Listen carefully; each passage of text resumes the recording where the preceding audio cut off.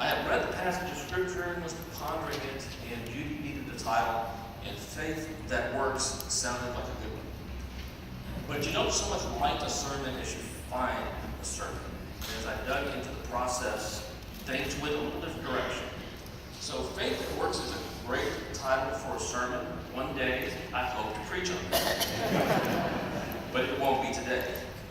If you're looking for a title, and something like a title to focus their minds, agreement versus change would be a good one. Before I start that, let's join together in prayer. Dear God, may the words of my mouth and the meditations of all of our hearts be acceptable in your sight, for you are our rock and our Redeemer. Amen.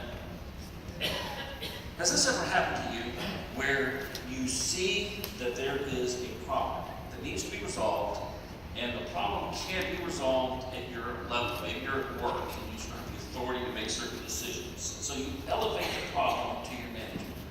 The manager looks and says, you know, you're right, that needs to be fixed. And you wait, and you wait, and you wait, and nothing changes. You got agreement, but what you really wanted was change. Or maybe you're at a restaurant and they set the food in front of you, and you look and you have silverware, right? This is not something you can eat with your hands.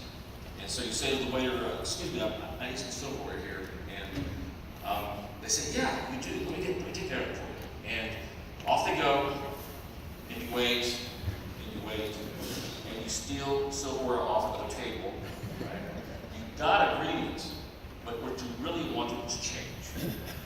That's what James is talking about here, is the difference between agreement and change. James says, if you've got some agreement about who Jesus is, then that means there is some change. This is a very well-known passage, a very well-read passage, and believe it or not, a slightly controversial passage. Different Christian traditions read this passage differently. Martin Luther didn't want to read this passage at all. But our series is Faith Lived the Wesleyan Way, and we're in a United Methodist Church, so we're going to approach this passage from a Wesleyan perspective. Now, to start off with, we are all good Protestants. We believe that your merits do not earn your salvation. You don't work your way to salvation. It is a gift of God. And so when there's passages that say, or phrases that say, Abraham was justified by his works, or Rahab was justified by works, those tend to take a back seat to the themes that are carried throughout the letters of Paul, where grace is how you are saved. You are saved by a gift of God and not through your own work. Ephesians chapter 2 says it best. For by grace you have been saved through faith. And this is not your own doing. It is the gift of God, not the result of works, so that no one may boast. Now it may sound like we're throwing out the whole passage there. There's some very important things in that passage that we focus on as Methodists. You remember last week when Blair talked about the general rules?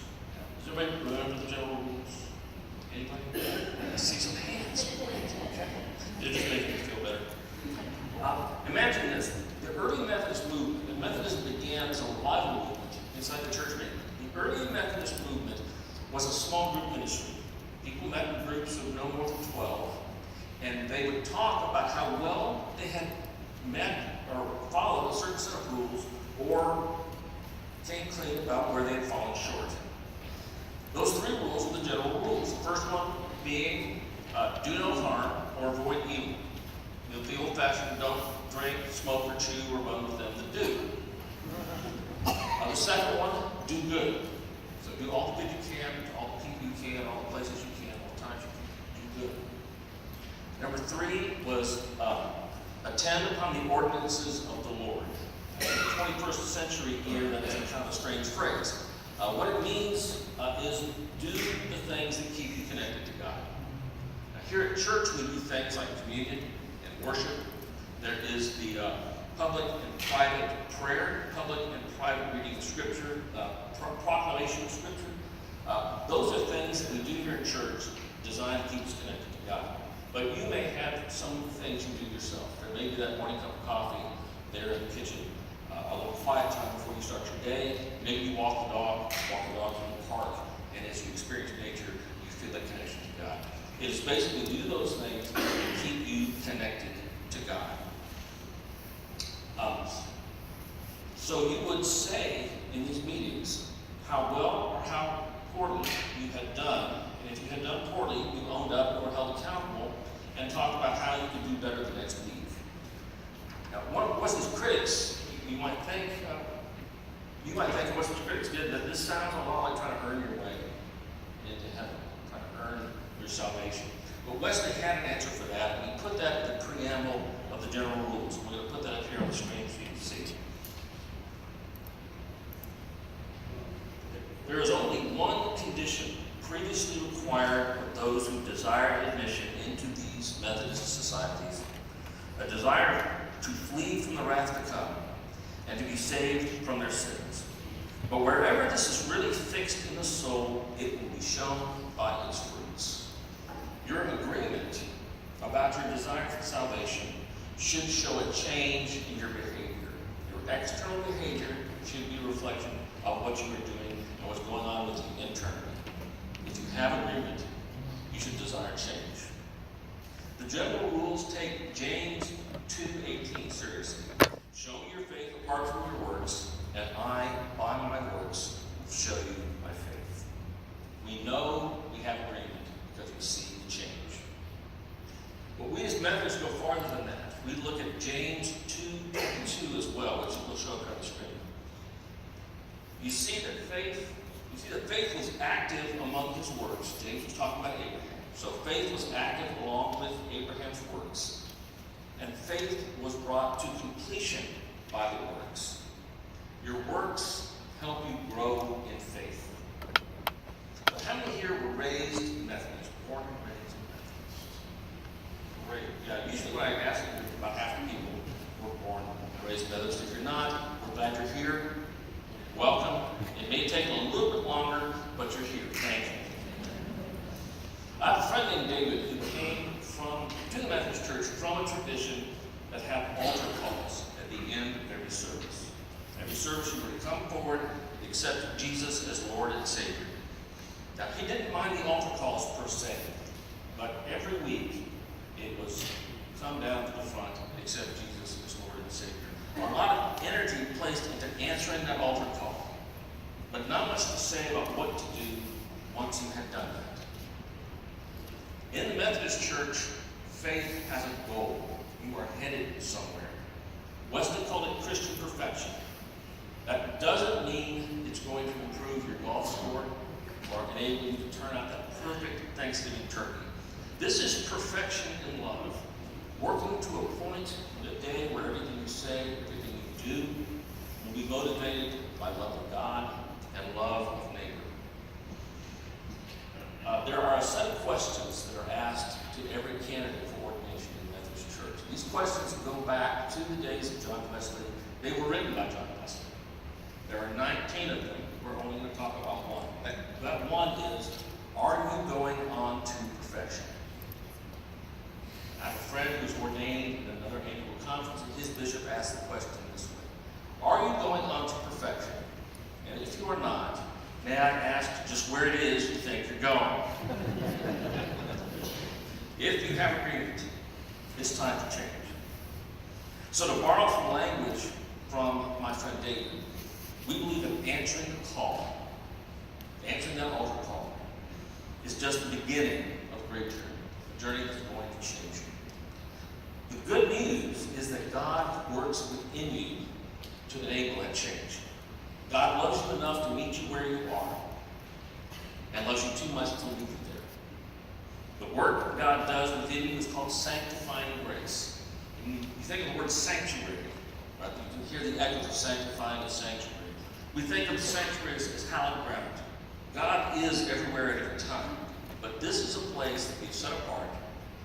This is a time we've set apart for worshiping God and encountering God. There is a song that's very popular with youth groups, including ours. Lord, prepare me to be a sanctuary, pure and holy, tried and true. With thanksgiving, I'll be a living sanctuary for you. That is a prayer for sanctification. Once you get agreement, God needs you to change, to be perfected in love. Now, I've noticed when I was running through this sermon, working on presenting it, I tend to draw a lot of examples from youth mission trips. That may be a change I need to make, but not this week. I was on a mission trip, or preparing for one in 2013. I had just been accepted to Perkins and was just waiting for that time when the fall semester would start and I would begin classes. The planning group for this mission trip had gone on a pre-trip and scouted the area out. One of them was our youth director, his name was Matt. And at a youth meeting afterwards, Matt pulled me aside and said, David, we've got a special project I think you need to work on. When people say that, brace yourself. But I had made the agreement with God that it was time to stop running away from the call of ministry and work. And so this was a change I needed to make. Because Matt said, here's the situation. First of all, don't go in the house. We'll be working for a husband and a wife. The husband is a veteran. He'd been deployed to Iraq. He had PTSD and some of the other psychological scars he carries from battle. And he was just psychologically incapable of leaving the house. It raised his anxiety levels to intolerable levels. He could not leave the house. His wife was in a wheelchair, and there were stairs heading out the exits. She was physically incapable of leaving the house. So they needed a wheelchair ramp. I built a lot of wheelchair ramps. That part was easy. He also said they have a lot of dogs. And the smell in the house is really bad. It's all the dogs and family in the house. So don't go in the house. If you need to go in the house, maybe have an adult go in, but don't send any of the students in. Now these are really unusual working conditions. He was right, they were unusual working conditions. He said these people really need our help. So I said, okay, I want to have a team I work with of students who have the maturity to sympathize with where these people are. He said, okay, I'll take care of that. Just don't go in the house. And he was as good as his word. I had a great work, one of the best work groups I've had. So Monday morning we get there and we're just sizing up the property, looking around, just the normal Monday morning things you do at the beginning of the project. I walked around to the back and they were throwing their garbage out the back window of the trailer. The trailer was about 4 feet off the ground. This is a mound of garbage taller than me. So I came back around and told the students, don't go to the back of the trailer. And so they ran back there to see what they came back and no one ever went back there again. I was looking for our concrete. We had Sackcrete, the sacks that had the dry ingredients for concrete. You used to have water. You've got concrete. We used concrete to set the posts for wheelchair ramps, and I couldn't find them. And a voice came from the house. It was the husband. He said, we had a little bit of rain last night, and I saw that you had concrete, and so we didn't want that to get wet, so I brought it here into the house. So if you'd like, you can come inside the house and get the concrete inside the house. So I went into the house and the smell was just overpowering. And I was picking up Sackcrete and handing it to students who were in the doorway. And you could see the look on their faces and the smell was coming out too. They had 9 dogs, and both of them were injured. Now when you build a wheelchair ramp, the first thing you do is you make like a little landing outside the front door, come out on level ground, and then you begin the descent of the wheelchair ramp. People who are pushing their own wheelchairs sometimes have trouble getting over door thresholds. And so I said to her, we've got this thing set. I want you to come out and go back in under your own power. Just make sure that this is a smooth operation. If not, we can do some things to fix that. And so she came out and went back in. Everything was smooth. Everything worked great. And then she came back out. And she said, would it bother you all if I stayed out here for a little bit? I haven't left the house in about a year. And he said, you can stay there as long as you want. She stayed for about half the morning. We had conversations about the things that she'd be able to do now that she could get out the door, sit on the landing there. have coffee, read the paper, just enjoy the birds. We spent time on the drive back processing the day. I think I spent more time processing with a group of students on that trip than any other trip I've taken. Because we had a lot to talk about. We talked about veterans. We talked about the scars of war, how the scars that are often hardest to heal are the ones you don't see. And just what kind of debt we owe to people who serve our country overseas in combat. We talked about what a difference you can make in somebody's life with just a small change, just building a landing outside the door, made all the difference in the world that someone could get out of their house and had to live for a year.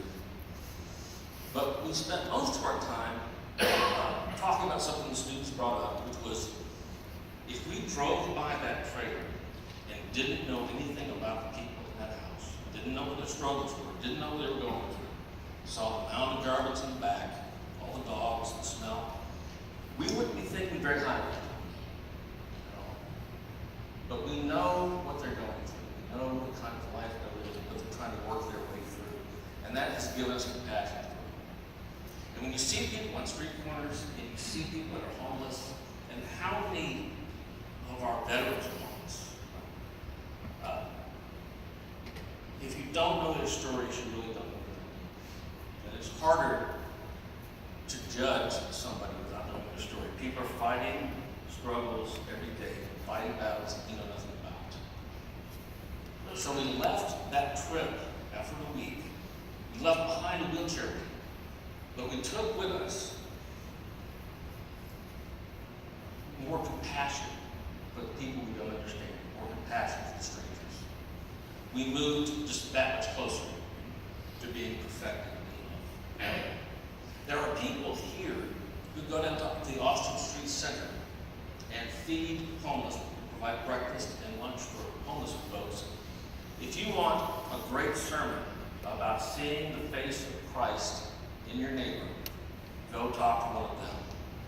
Every time they go down there, every time they hand out a meal, they grow that much closer to being perfected in love because they have that much more identification, that much more sympathy, that much more compassion for the people they serve. Now, not very far from Austin Street Center is a place called City Square, which is a comparable ministry. And they have a church service called Church in the Square. At the Methodist Church, the Methodist pastor is doing that.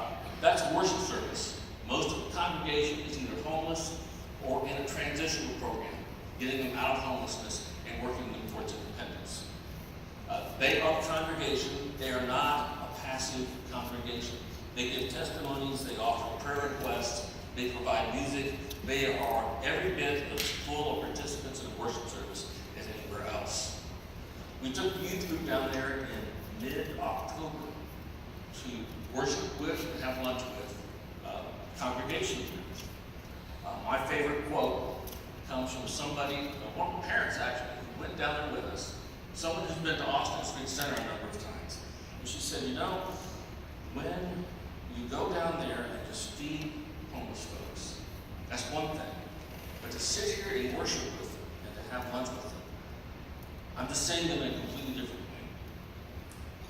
And that's the quote of somebody who's becoming perfected in love. Worshiping with people at Church in the Square, giving up meals at Austin Street Center, or building a wheelchair ramp for a veterans family.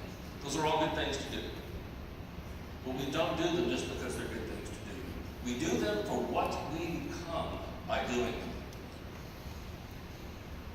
Through them, God works to perfect us in Christian life.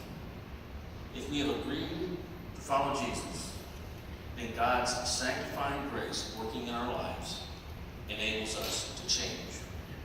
We can see people the way God sees them. We can treat people the way God would have us treat them. We learn to value the things that God values. Because ultimately our faith is not so much about how we agree with a list of beliefs, but about how we change, how we respond to God's grace that transforms our lives and enables us to love others the way God loves us. thanks be to